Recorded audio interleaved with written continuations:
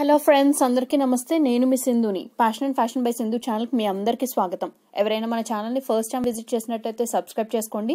పక్కనే ఉన్న బెల్ ఐకాన్ని యాక్టివేట్ చేసుకుని నా వీడియోస్ నచ్చితే లైక్ చేసి మీ ఫ్రెండ్స్ అండ్ రిలేటివ్స్ కూడా షేర్ చేయండి. ఇవాళ నేను చూపించబోయే రెసిపీ చాలా తక్కువ టైంలో ప్రిపేర్ చేసుకునే ఒక మంచి బ్రేక్ఫాస్ట్ ఆర్ స్నాక్స్ రెసిపీ అండి. ఈ రెసిపీ ప్రిపరేషన్ కోసం స్టాండర్డ్గా ఉండటానికి ఏదైనా ఒక మెజర్మెంట్ తీసుకోండి. నేనైతే ఒక చిన్న టీ గ్లాస్ తీసుకున్నాను. సో ఆ టీ గ్లాస్తో 1.5 గ్లాసెస్ ఆఫ్ శనగపప్పు అనేది తీసుకున్నాను. ఒక బౌల్లో 3/4 గ్లాస్ అంటే 3/4 గ్లాసు నేను పెసరపప్పు అనేది తీసుకున్నాను. ఇక నేను చూపించబోయే ఈ 4 బౌల్స్లో ఉన్న పదార్థాలన్నీ కూడా ఈచ్ అండ్ ఎవ్రీ బౌల్లో ఇండివిజువల్గా 2 టైమ్స్ వాష్ చేసి తగిన వాటర్ అనేది పోసి గంటన్నర సేపు నానబెట్టుకున్నాను. సో ఇప్పుడు ఒక అర గ్లాసు నేను కందిపప్పు తీసుకోవడం జరిగింది. 1/4 గ్లాస్ మినపప్పు తీసుకున్నాను. ఇంగ్రీడియంట్స్ మళ్ళీ చెప్తున్నానండి.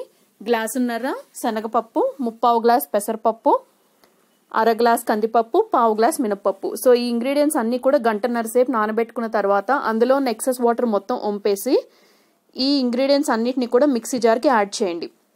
మీరు మిక్సీ జార్లో వేసేటప్పుడు ఈ శనగపప్పు ఏదైతే ఉందో దీనిలో నుంచి కొద్దిగా తీసుకుని పక్కన పెట్టుకుని మిగతా శనగపప్పు అంతా కూడా యాడ్ చేసేసేయండి. సో మనం డైరెక్ట్గా ఇప్పుడు నార్మల్గా మసాలా వడ అంటే ఓన్లీ శనగపప్పుని బేస్గా యూజ్ చేసుకుని ప్రిపేర్ చేస్తారు.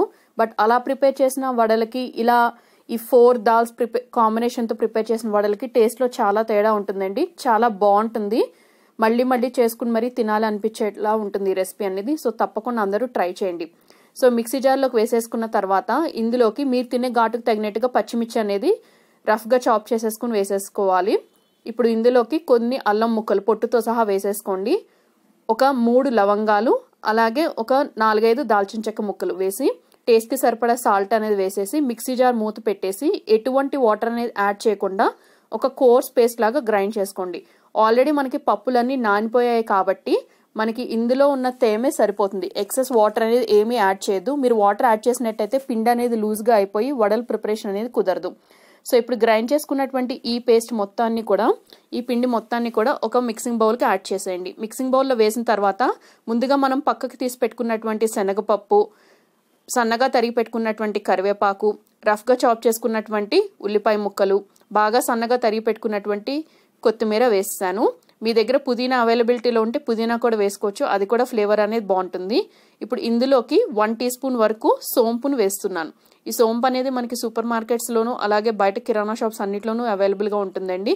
సో సోప్ మాత్రం మస్ట్ అండ్ షుడ్గా వేయండి. ఫ్లేవర్ అనేది చాలా బాగుంటుంది. ఇప్పుడు ఇంగ్రీడియంట్స్ అన్నీ కూడా ఒకసారి బాగా కలిపేసుకోండి. మీరు ఇది కలుపుకునే ప్రాసెస్లోని మీన్ వైల్ స్టవ్ మీద ఒక కడాయి పెట్టుకుని డీప్ ఫ్రై సరిపడా ఆయిల్ అనేది పోసి ఆయిల్ బాగా హీట్ అయిపోయిన తర్వాత ఫ్లేమ్ని లోలోకి అడ్జస్ట్ చేసేసుకోండి.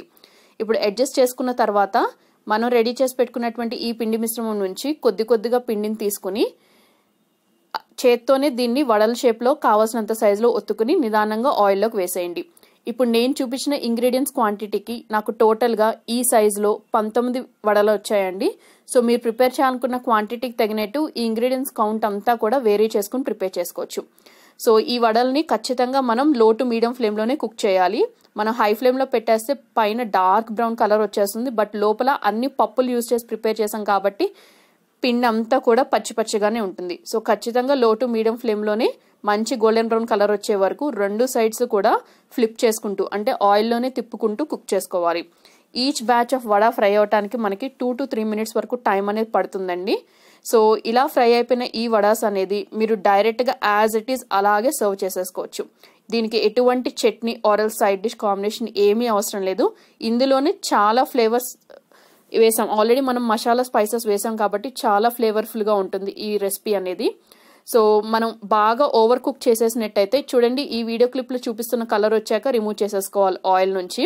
మనం బాగా ఓవర్ కుక్ చేసేసినట్టయితే గనక మనకి బాగా గట్టిగా టర్న్ అయిపోతాయి ఈ వడ అనేది. ఎందుకంటే మనం అన్ని పప్పులు మాత్రమే యూజ్ చేసి ప్రిపేర్ చేసాం కాబట్టి ఈ మంచి ఇలా కలర్ వచ్చిన తర్వాత రిమూవ్ చేసేసేయండి.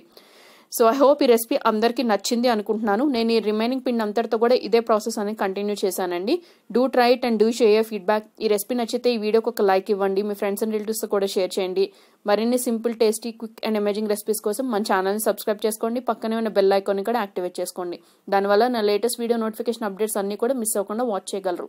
సో ఇదండి నా final result output pic. I hope you liked watching this video. Thank you all very much for watching my video. Meet you